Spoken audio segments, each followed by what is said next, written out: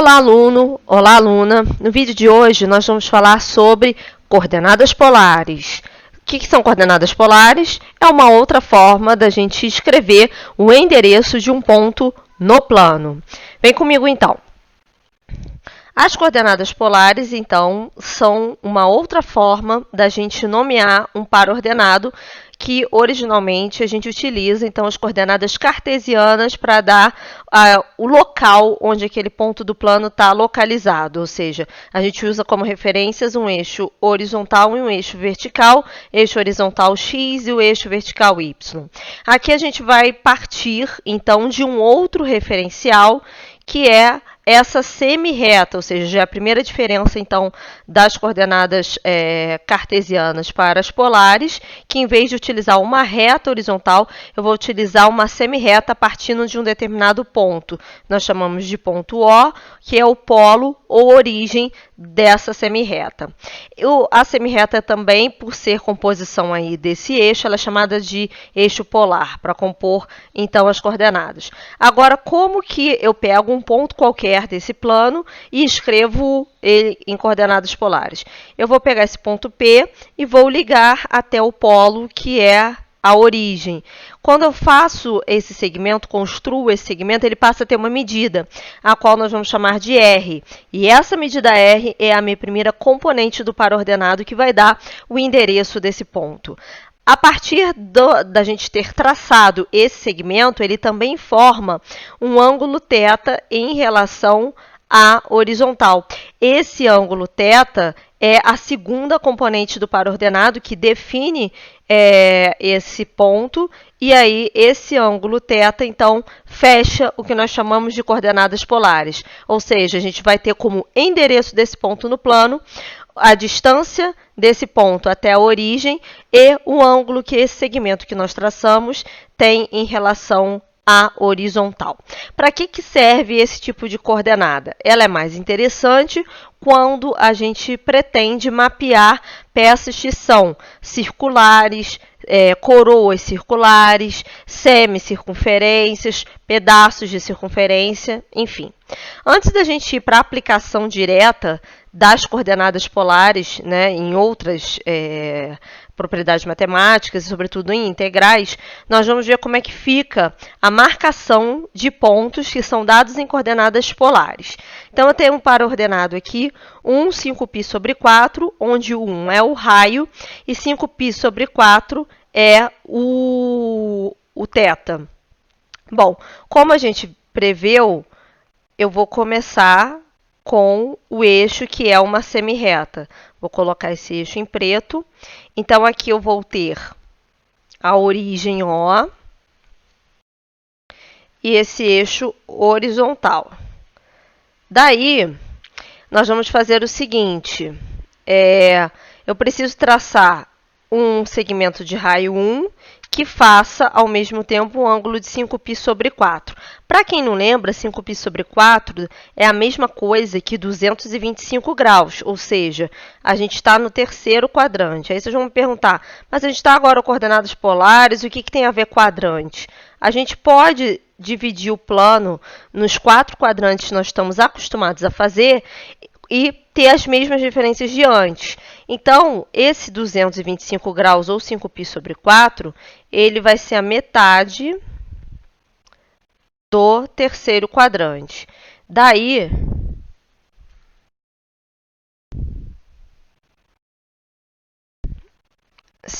π sobre 4, certo? Então, a gente marcou o θ. Agora, esse segmento aqui pode ter o tamanho que eu quiser. Mas, na verdade, como eu quero um segmento de tamanho 1, eu vou ter que marcar em alguma unidade de medida que represente um tamanho 1. Então, se isso aqui é 1, esse meu ponto, então, deixa eu só trocar a cor rapidamente aqui. Esse meu ponto é o ponto 1, 5π sobre 4. E aí, a gente traçou o primeiro ponto com coordenadas polares. Vamos para o item B, onde o raio é 2 e o θ é de 3π. Primeira coisa que a gente vai fazer é marcar a semi-reta. Então, a semirreta está aqui. Bom, 3π é mais de uma volta, certo? Vou marcar também os 4 quadrantes, mesmo a gente estando em coordenadas polares. 3π é uma volta completa, 2π mais π, ou seja, uma volta e meia. E agora eu vou traçar, então, esse θ de uma volta e meia. Então, eu tenho aqui uma volta e mais meia. Isso representa o 3π. Daí, eu preciso traçar, então, um segmento que tenha medida 2. Eu vou marcar aqui e vou dizer que essa distância do ponto até a origem mede 2. E aí eu teria, então, 3π. Eu não estipulei uma unidade de medida para o raio, então eu posso escalonar aí esse tamanho do raio da forma que eu quiser. Continuando, agora, qual foi a diferença, né, do primeiro para o segundo exemplo? Foi a questão do número de voltas aí do θ. Vamos para o terceiro exemplo, onde a gente tem um raio igual a 2 e tem um θ negativo. O que o θ negativo muda na nossa vida? O θ negativo muda a questão do se eu vou fazer uma volta no sentido horário ou anti-horário. Deixa eu só botar em preto aqui. Toda vez que a gente tem um arco negativo, ao marcar no ciclo trigonométrico, ele vai ser marcado a partir do sentido horário, tá? Então, essa é a diferença que a gente quer observar nesse exemplo. Deixa eu botar O aqui, nos outros eu não botei O no segundo. Deixa eu só voltar aqui e colocar. Então, eu tenho aqui menos 2π sobre 3. Para quem não lembra, 2π sobre 3 é igual a 120 graus, tá? Então, 2π sobre 3 é igual a 120 graus. Daí, menos 2π sobre 3 é o movimentar 120 graus no sentido horário. Então, eu parto do primeiro quadrante e vou para o quarto ao invés do primeiro. Né? E vou percorrer o quarto todo, que são 90 graus, e mais 30 graus no terceiro quadrante, para dar esses 120, tá bom? Então, esses 120 graus negativos, a gente estaria parando por aqui. Esse aqui é o menos 2π sobre 3. Daí, eu também tenho raio igual a 2, eu vou pintar esse segmento e vou dizer que esse segmento tem medida 2 unidades de uma medida qualquer. Então, 2 menos 2π sobre 3, essa aí é a marcação desse terceiro ponto. E, por fim, para finalizar as possibilidades que temos de coordenadas polares, a gente tem aqui, então, um raio negativo, que é menos 3, que é a diferença em relação ao exemplo anterior, que a gente tinha um arco negativo. E daí, o meu arco é 3π sobre 4.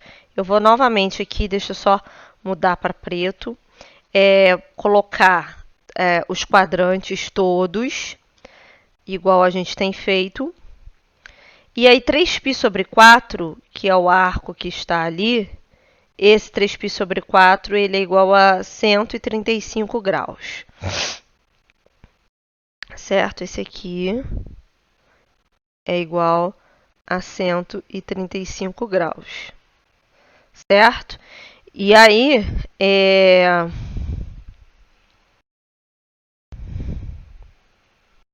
o 135 vai ser 90 mais 45, ok? Então, com relação ao arco, não tem muita novidade. Ele está na metade do segundo quadrante. Vou marcar aqui, então, o nosso 3π sobre 4. Qual é a diferença? Esse segmento que eu fiz pontilhado aqui, se eu quisesse o considerar e colocasse, né, com contínuo, igual nós fizemos nos demais exemplos, ele teria tamanho 3, certo? E aí não seria o par ordenado que nós queremos marcar, porque é menos 3, 3π sobre 4. Bom, a gente vai fazer, então, a localização de um segmento simétrico a esse que está no segundo quadrante. E simetria é o quê? Primeiro quadrante simétrico ao terceiro, segundo quadrante simétrico ao quarto. E aí, a gente vai ter, então, aqui simétrico ao segundo quadrante, que é o quarto. Eu vou marcar aqui, percebam que a inclinação é a mesma, ou seja, eu mantive o θ. O que diferiu, então, é que para eu estar com o segmento negativo, eu tenho que pegar um segmento simétrico ao formado pelo θ que está escrito, que é o 3π sobre 4. Então, esse segmento aqui tem medida menos 3, então esse aqui é a representação do menos 3, 3π sobre 4. Então, esses aí são os diferentes tipos, né, de exemplos que a gente tem aí de marcação para pontos que estão em coordenadas polares, ok? Agora, a gente vai tratar da relação entre as coordenadas polares e as cartesianas, que são interessantes também. E, na verdade, é isso mais que nos interessa aí na construção de uma identidade onde eu possa sair de um tipo de coordenada para outra. Então, observando esse plano cartesiano que eu coloquei aí, a gente pode ver que o eixo x inteiro não representa o eixo polar, mas eu poderia, por exemplo, considerar que a parte positiva do eixo x, eu vou tentar até marcar aqui de outra cor, a parte positiva aqui do eixo x, ela poderia sim ser considerada o eixo polar, que a gente acabou de ver como funciona. E aí o que eu proponho aqui é o seguinte, se eu faço essa analogia, o meu ponto que está em coordenadas polares, eu fui lá, peguei o ponto P e tracei um segmento até a origem, que está aqui, O. Esse segmento tem medida R, que é a definição das coordenadas polares, ok? Esse segmento também faz um ângulo θ em relação ao eixo x em coordenadas cartesianas ou ao eixo polar em coordenadas polares.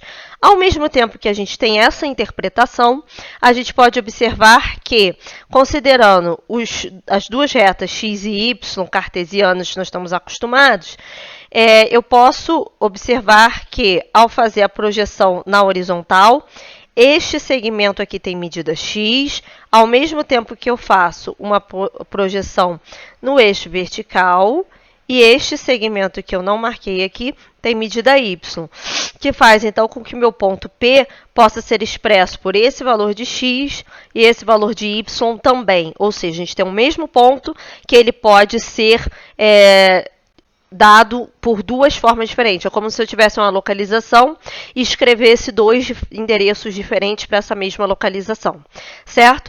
Considerando isso, a gente pode observar o seguinte, em relação ao θ, esse triângulo retângulo formado, o x é o cateto adjacente, o y é o cateto oposto e o r é a hipotenusa. Sendo assim, o cosseno de θ é cateto adjacente sobre hipotenusa, da onde eu posso concluir que o x é igual a r vezes o cosseno de θ. Considerando o θ, então, o y é o cateto oposto, o r é a hipotenusa. Então, o seno de θ é y sobre r. Daqui eu posso concluir, então, essa relação para y. Além do mais, por se tratar de um triângulo retângulo, eu posso escrever o teorema de Pitágoras, x ao quadrado mais y ao quadrado igual a r ao quadrado. Então, eu tenho essas três relações para fazer a mediação entre coordenadas polares e coordenadas cartesianas. Para finalizar, então, essa etapa, a gente vai falar da conversão, primeiro, de um ponto que está 2π sobre 3 em coordenadas polares para cartesianas, e depois a gente vai fazer o inverso, tá? Então, se esse ponto 2π sobre 3 está em polares, significa que o r é 2 e o θ é π sobre 3. Então, daqui eu posso escrever diretamente como x é r cosseno θ.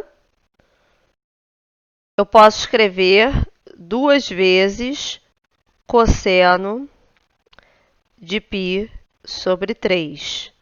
Π sobre 3 é a mesma coisa que 60 graus, é um dos ângulos notáveis, o cosseno é meio. Então, vai ser 2 vezes meio. Posso simplificar esses 2 2, e aí o meu x vai valer 1, ok? Então, feita a conversão aqui para o x. Para o y, então, a gente tem a definição que o y é igual a r seno θ. Então, eu vou ter aqui 2 vezes seno de π sobre 3 vai ser igual a 2 vezes raiz de 3 sobre 2, que é 160 graus, ângulos notáveis, né? Posso simplificar novamente os dois números 2, e aí a gente conclui, então, que a coordenada y correspondente é raiz de 3. Então, o par ordenado correspondente a 2π sobre 3, em cartesianas, vai ser o par ordenado 1 raiz de 3, certo? Sem grandes dificuldades. O que realmente é um pouco mais trabalhoso, mas também não é difícil, é a representação em coordenadas polares de algum ponto que já está dado em coordenadas cartesianas. Deixa eu escrever aqui, que eu acabei esquecendo de comentar. Represente o ponto com coordenadas cartesianas. Deixa eu completar aqui. Cartesianas. 1 menos 1 em termos de coordenadas polares. Por que que isso daqui é um pouco mais trabalhoso? Pelo seguinte, eu sei que, através desse enunciado, o x é 1,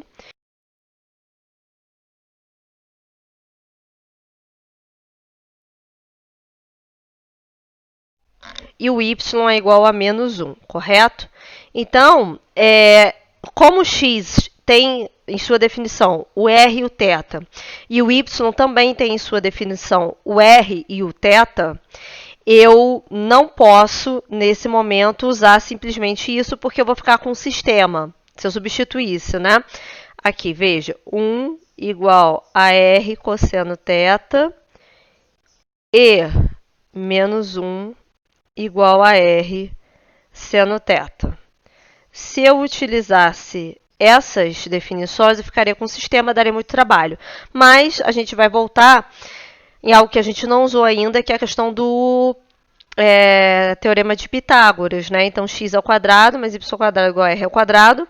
Como eu tenho os valores de x e y, é fácil achar o r, certo? Então, se eu faço x ao quadrado mais y ao quadrado igual a r ao quadrado, eu vou ter 1 ao quadrado mais menos 1 ao quadrado igual a r ao quadrado.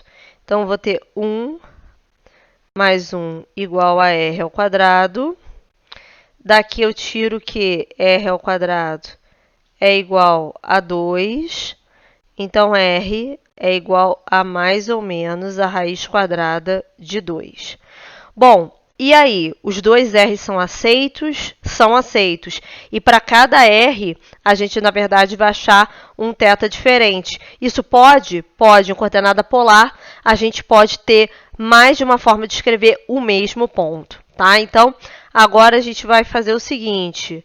Vamos fazer o valor de θ para cada r. Se r for igual, e aqui eu vou colocar primeiro o positivo, raiz quadrada de 2, tá? Qual vai ser o θ, então? Como eu sei que r cosseno θ, que é a definição do x, é igual a 1, então, raiz de 2 cosseno θ é igual a 1, cosseno θ é igual a 1 sobre raiz de 2, vezes raiz de 2 em cima e embaixo. Eu vou ter, então, o cosseno de θ igual a raiz de 2 sobre 2. Ao mesmo tempo, eu sei que r seno θ é igual a menos 1. Portanto, raiz de 2 seno θ é igual a menos 1. Daqui a gente tem que seno θ é igual a menos 1 sobre raiz de 2. Racionalizando, eu vou ter menos raiz de 2 sobre 2. O seno negativo, cosseno positivo, não pode ser o primeiro quadrante, porque nesse quadrante ambos são positivos. No segundo quadrante, o cosseno é negativo, o seno positivo. O terceiro, ambos são negativos. E o quarto, por fim, eu tenho o seno negativo e o cosseno positivo. Então, raiz de 2 sobre 2, que é notável em relação a 45 graus. No quarto quadrante, o meu θ vai ser 360 menos 45, aliás, vamos fazer em radiano, porque a coordenada polar está em radiano. Então, 2π menos π sobre 4, porque isso? Π sobre 4 é o 45, então está na metade do quarto quadrante. Aí a gente faz isso, certo? Então, 4 é o MMC, eu vou ter aqui 8π menos π, que é igual, então, a 7π sobre 4. Então, se o raio é positivo, a gente chega num par ordenado, raiz de 2, 7π sobre 4. Agora, para finalizar, então, se o R é menos raiz de 2,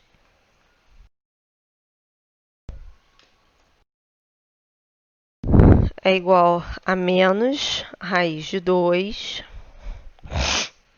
A gente vai fazer as mesmas contas, né?